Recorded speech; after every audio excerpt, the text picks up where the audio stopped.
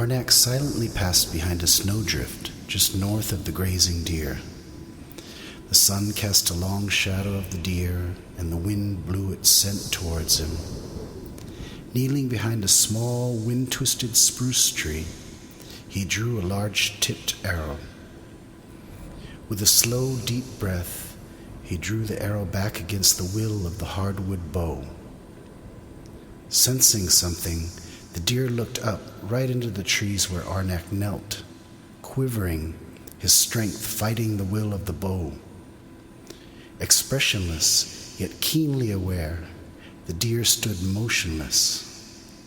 Its broad, cupped ears twitched slightly, trying to catch some sound. Arnak made none. Carefully, the deer returned to grazing. Arnak awaited the wind to rise to cover the sound of his flying arrow, and when it came, he shot. The arrow hit solidly between the shoulder and neck, and the deer fell. Arnak's leathery face grew broad with pleasure at the sight of his successful hit. He was one of the few Eskimos he knew still using arrows and harpoons. Most others were using guns and traps they bought from the merchants. He distrusted the merchants, for they would buy the fur of many animals, much more than they needed. It was an imbalance. Arnak unfolded a large caribou skin he had tied on his back and rolled the deer onto it. He tied 3 corners of the skin together, encasing the deer, and dragged it along with the 4th. It would be dark soon. The sunlight was brief this time of year, and that made the hunting difficult. But summer was coming. The hunting would be good then. Rounding a small knoll, he came upon his sled. The dogs sat clustered and comfortable, puffs of white breath coming from their noses. His lead dog and favorite lifted her jaw and sung out to Arnak with a lilting howl. He lifted the limp, bundled deer onto the sled and started for home. Arnak lived in a settlement with the remainder of his and 4 other families. His wife had died 2 winters before, and ever since his son Koyak married, he and his daughter Uchtka lived alone. Their home was a small, single room, the frame of which was made of driftwood and whalebone. The walls were filled in with earth and sod. A seal oil lamp burned in the middle of the room, giving off a pungent scent. Arnak watched Uchtka set to cleaning the deer. Her thick black hair was pulled back and her hands sure and powerful. Her right hand wrapped around a flat steel blade, and the left supported the deer's head. She pierced the neck just below the jaw and drained its blood to save for flavoring soup. Then opened the hide with a single cut from stomach to neck, and low, forceful tear separated it from the flesh. Putting the hide aside to be cleaned, she began carefully cutting the meat from the bone. Uchtka seemed especially quiet, her head face down in her work. Koyak was by today, she said, at last. He's going to Nome in the summer. He wants us to come with him. She lifted her eyes to watch his reaction. Arnak's stomach grew cold and tense. He knew she wanted to go. Uchtka had been to Nome 2 summers before with her brother Koyak. She had told him about automobiles and the taste of ice cream.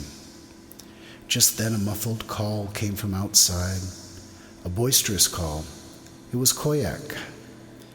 Koyak was plump and piled high with warm clothes. In his left hand he carried a shiny new rifle. "You were gone all day, Father. Is this all you shot?" He was looking at the half-divided deer. "Yes, I tracked him for 4 hours. He was very keen. But," Arnak added with a smile to Uchtka, "I was keener." "If you used a rifle, you could get twice as many deer." "Look," Koyak said, thrusting the shiny rifle upon him. "This is my newest one. It fires 6 shots, one after the other." Arnak held the rifle. It felt hard and cold. He held it up to aim, imagining a caribou before him. The weight of the barrel felt awkward and unbalanced. "It feels so strange," said Arnak, returning the gun. "Ha," grunted Koyak. "You would have to get used to it." "My bow brings me all that I need," said Arnak. "This is true, Father. You are the finest tracker in the village, but you live so hard. You hunt all day, only to prepare for the next day's hunt at night. You are always at work. With a gun, you could collect enough food to last weeks. The fur you could use for trade. Look at Uchka. She spends the day cleaning the same meats every day. Have you never wished to treat yourself to tinned beef or boiled beans?" Arnak was angered by Koyak. He sounded like he'd been talking to the merchants too much. "Father, don't be angry with me. I'm only trying to make you see the days of the hunter are changing. Besides, you're not the young man you were. There will come a time when you will need someone to provide for you. I'm moving to Nome in the summer. There's plenty of work in the fisheries, and I want you and Uchka to come with me." That night, under the crisp, cold stars, Arnak lay beneath his fur blankets, watching the flicker of the oil lamp. He could hear Uchka breathing slowly as she slept. He tried to imagine the taste of ice cream. He thought of the dogs of his team running before him and of automobiles. Outside, a light snow was silently pelting the ground. He thought of the snow filling in the tracks he and the deer made today, leaving a fresh blanket. He saw the snow melting into the ground and the trees growing towards the sky. He thought again of Uchka. Did she wish for tinned beef? Did she think about the flavor of ice cream? Who would she marry? There was no man of marrying age left in the village.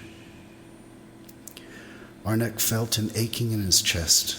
He felt as though the end of the story that he had wanted to go on forever was coming. He whispered to himself the words of an old song that always came to him when he was heavy of heart.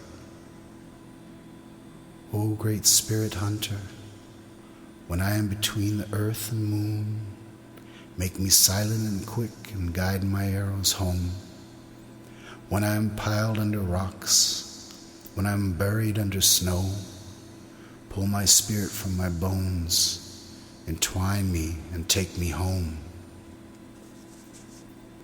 Arnak awoke to the smell of fresh soup. It was a brisk morning, and Uchka was at work across the room tending the fire. He had seen his wife huddled in that corner many times. This morning he noticed how much Uchka looked like her.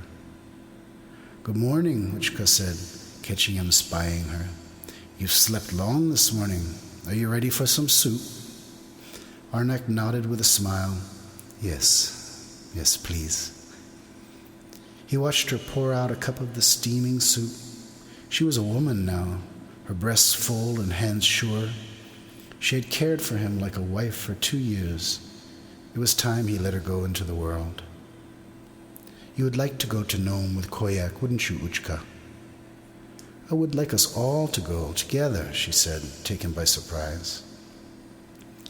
"I cannot go," said Arnak slowly. "I'm too old and too much a part of this life to know another." "Then I will stay also," said Uchka. "No," said Arnak. "I will die soon. I dreamt it last night. You must go with your brother. You are ready for marriage. You have served me long and well." "Please don't speak like this, Father," protested Uchka. "Shh, no more words," said Arnak. "My mind is made up."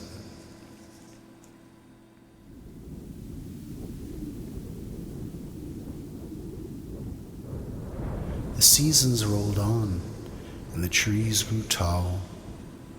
Arnak stood alone on a smooth blanket of snow stretching for miles around him. He looked up into the evening sky. Its great expanse soothed him and spoke to him, not with words, but directly to the heart. He wondered if the same moon rose over Nome, and if Uchka and Koyak saw it too. He lifted his chest with a breath of cold air and noticed some light snow starting to fall. Drifting down all around him, it slowly filled in the tracks behind him. He had not seen one animal out all day. A strange feeling came over him. It was as if he were lost, but did not wish to know where he was. He walked slowly while the snow silently pelted down around him. The silhouette of a great caribou emerged from the trees behind Arnak. Through the thickening snow, the caribou watched Arnak in the distance gently collapse. The dark hump of his body was slowly enveloped by the silent white, and Arnak was absorbed.